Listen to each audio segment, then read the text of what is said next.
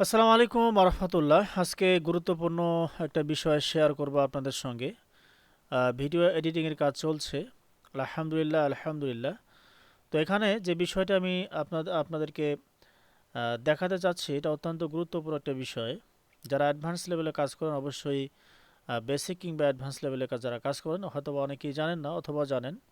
তো দেখেন, আমি একটু দেখাই। এই যে দেখেন, আমি কাটাকাটি করে এগুলো আলাদা করছি। এটা একটা আলাদা, এটা একটা আলাদা অংশ, এটা একটা আলাদা অংশ। আমার কার্সারটা ফলো করেন। এটা একটা আলাদা অংশ। তো এই অংশগুলোকে আমি একত্রিত কিভাবে করব, মানে এমনভাবে একত্রিত করব।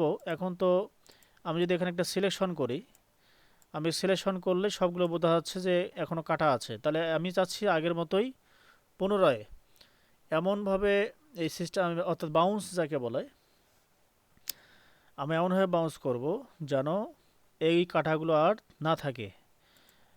তো এই বিষয়টা আমি আপনাদেরকে দেখাবো। এর জন্য কি করবেন? এর জন্য যে কাজটি করতে হবে, তো এর ফাঁকে আরেকটি কথা না বলে নয়, যে আপনারা যারা ভিডিও এডিটিং শিখতে চাচ্ছেন অবশ্যই যোগাযোগ করবেন। আপনাদেরকে লাইভ কোর্সের মাধ্যমে শেখানো হবে কিভাবে আপনারা ভিডিও এডিটিং করবেন। প্রফেশনাল ওয়েতে শেখানো হবে ইনশাআল্লাহ। আমি যতটুকু সম্ভব, যতটুকু জানি ততটুকু আপনাদেরকে শেখাবো। তো এখন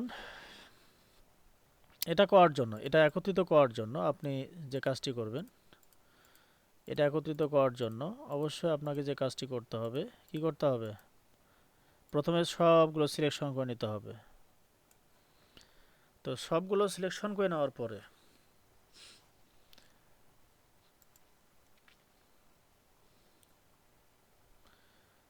আমাদেরকে যে কাজটি করতে হবে, কি করতে হবে?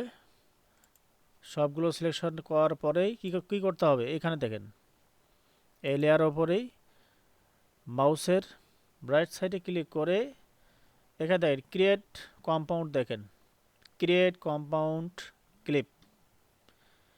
আপনি ক্রিয়েট কম্পাউন্ড ক্লিক যদি এখানে ক্লিক করেন, তাহলে এখানে ওকে করলেই দেখেন একত্রিত হয়ে গেছে। এখন দেখেন, এখন দেখেন একদম আলাদা হয়ে গেছে। তো এই ছিল এই পর্যন্ত দেখানোর। নিঃসন্দেহ আপনারা যারা দেখতেছেন এখান থেকে উপকৃত হবে ইনশাআল্লাহ। তো এটা কল আসার কারণে স্থগিত করতে হচ্ছে ভিডিওটা।